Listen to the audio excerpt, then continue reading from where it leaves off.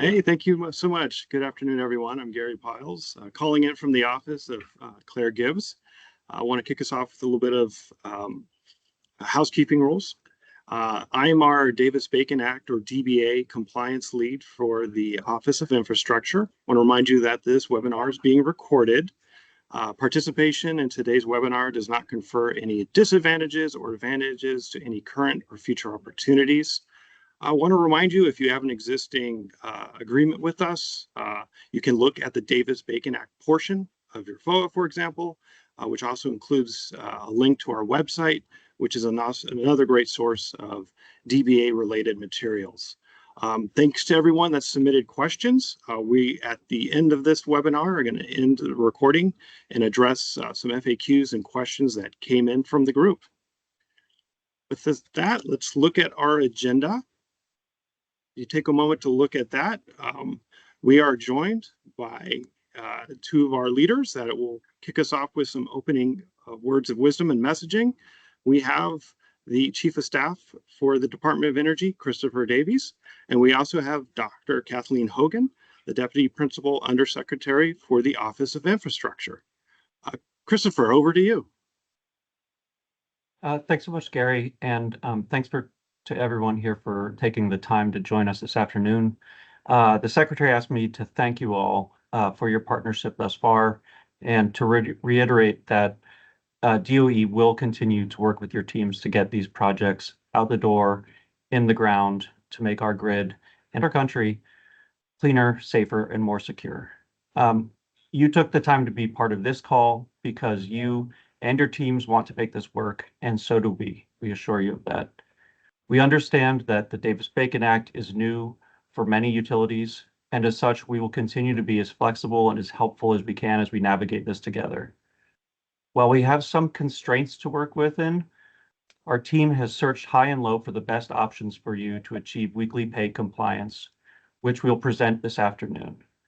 But it's important that I state this up front, and I really mean this. We cannot give any flexibility to the fundamental question of weekly pay. You must become DBA compliant, including as it relates to weekly pay under our loans and grants. There is no wiggle room here. That said, we're looking forward to an informational session ahead, and I really am confident that we will get to a place where we will make this workable. Thanks again for joining us this afternoon. I'll pass it to my colleague, Kathleen Hogan. Yes, let me add my thanks both to you, Christopher, and to everybody here. And really, Christopher, thank you for the leadership you're providing as we shepherd this through the department, really at what is quite an unprecedented moment that we're all in. You know, we in the Undersecretary for Infrastructure office are really thrilled by the progress that we have made, the progress we're making with both the Bipartisan Infrastructure Law and the Inflation Reduction Act. You know, when you look at the numbers, it's really stunning. We have launched 100% of the programs associated with the funding under both of these bills. We have selected more than 1,000 projects, and we're moving out on over 4,000 formula funding awards with our awardees, really for a total of $48.7 billion.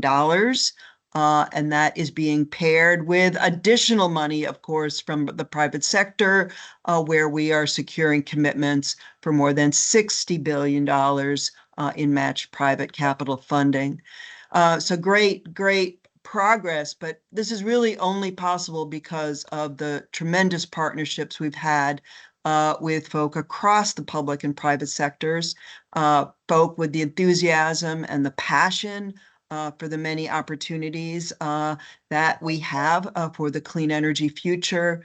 So I really want to take this opportunity to reiterate something that Christopher mentioned. You know, we truly value your continued teamwork and your partnership. We know that's what has allowed us to get where we are, and how effective we've been in the past. And we really know how important it is to continue to allow us to be effective in the future. So at the end of the day, we really are all on the same team, and we want to we want to cross this finish line together. So with that, I'm going to turn it back over to Gary Piles, who will lead us through this presentation and expand on the options that we have for weekly pay compliance so that you can help find the best fit for you. Again, we're confident there's something here that will work for everyone. So with that, Gary, back over to you. Thanks, Dr. Hogan. Thanks, Secretary. All right, let's level set the scene before we proceed into these options. Just a reminder that DBA applies to projects funded in whole or part under Bill or Title 17, and it applies to activities, specifically construction. And we want to be clear that construction includes alteration, remodeling, and installation. And that DBA, the fringe and base pay, this weekly requirement, it's only required for those workers performing construction activities.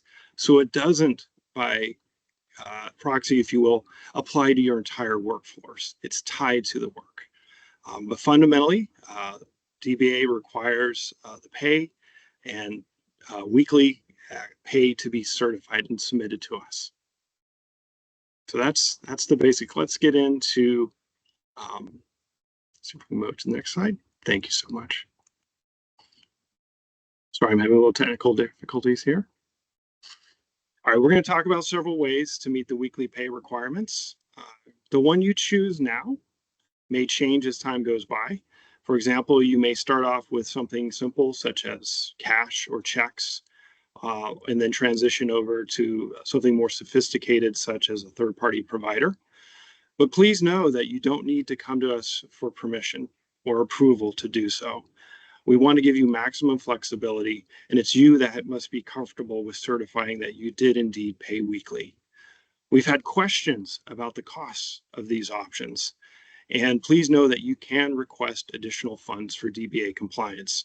As a preview, when we end this webinar, we'll get into a little bit more details based off some of the questions we did receive on this.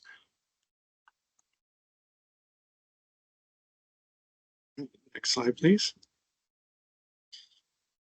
So again, as Christopher stated at the beginning, we understand DBA is new for many of you, and we know we're going to work together to get to compliance. The beginning time will be challenging, and I want to mention that there will be a reasonable but brief grace period as we all get into compliance.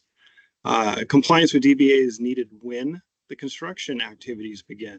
With that, we can finalize awards with the understanding that your pay solution is still being perfected. So construction begins. Let's get to that wonderful point. Construction begins. What happens if there's errors? We expect those to be corrected and remedied. And if you continue to have challenges making weekly pay, for example, after this initial grace period, we're going to probably point that out and request that you submit a recovery plan, how you're going to get to weekly pay, and then hold you to it. If it's an error related to pay itself, the fringe, the base, overtime, a math error, let you know that can be corrected after the fact. So if it's off by 25 cents, that's not much on a rate. You can always add that to the next pay period. Again, there's a lot of documentation and we want to get away from that, but those type of errors are correctable.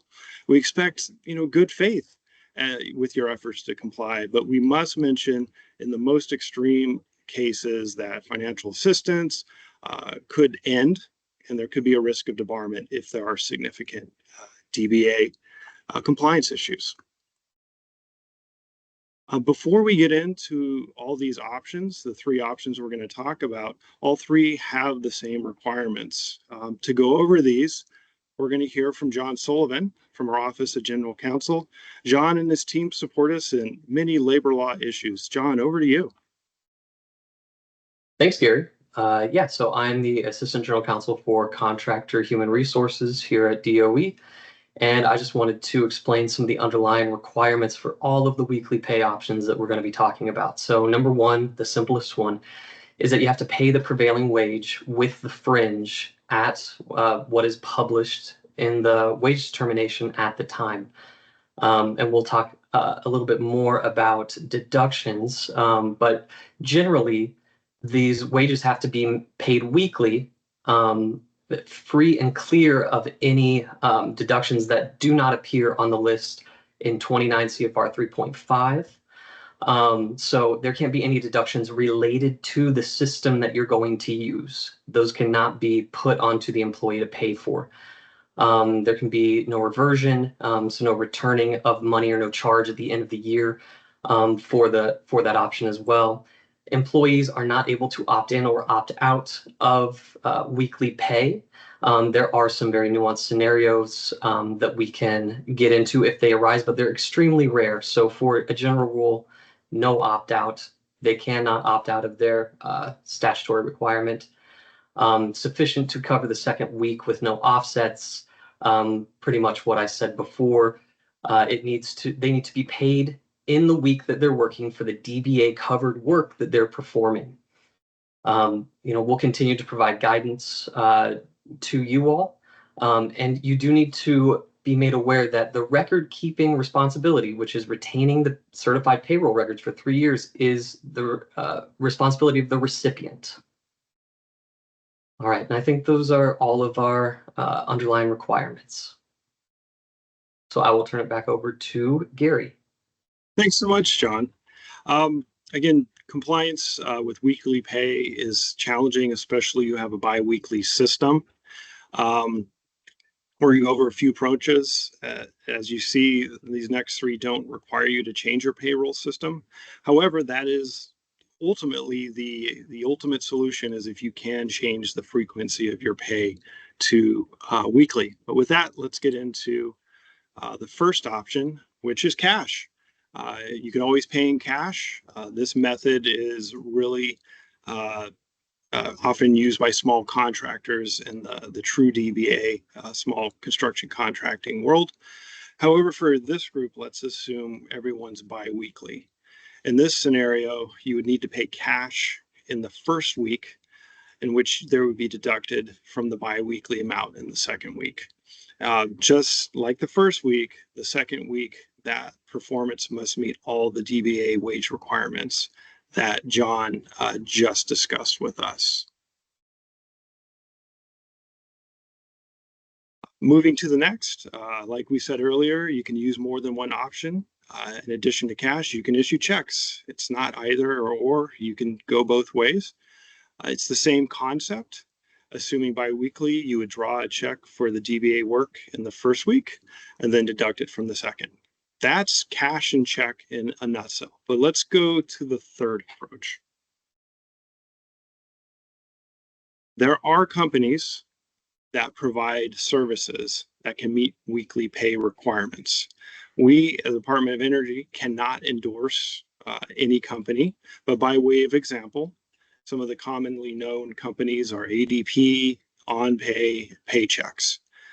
We did some market research, limited market research, and the common out-of-the-box costs tend to have a monthly subscription or perhaps a yearly subscription, followed by a set cost per employee. This could be $4 to $10 per transaction or employee, and the cost could be into the tens of thousands of dollars depending on the number of transactions.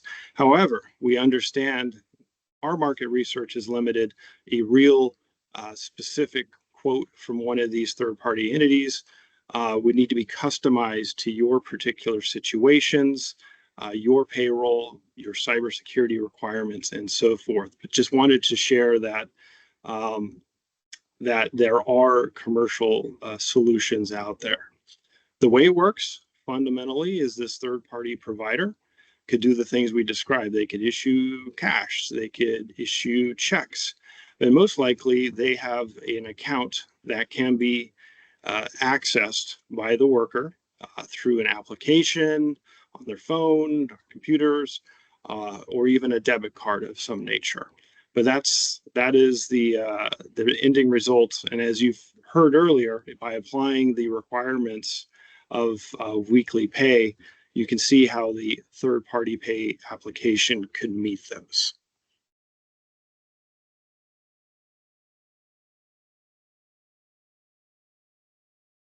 All right, John, I think back over to you, and then we'll be moving on to some FAQs. Sounds good. Thank you, Gary. So in terms of next steps, what you're going to need to do next is consult your labor partners, because there are some very important questions and collaboration that's going to need to take place if there is a collective bargaining agreement in place. And we'll talk about that here in just a minute. And I would say almost as important, or just as important, is to work with your Department of Labor point of contact. I'm not going to talk about allowable costs. That's not me. But there will be some more informational sessions that could be helpful, and that'll be reiterated over and over again by others.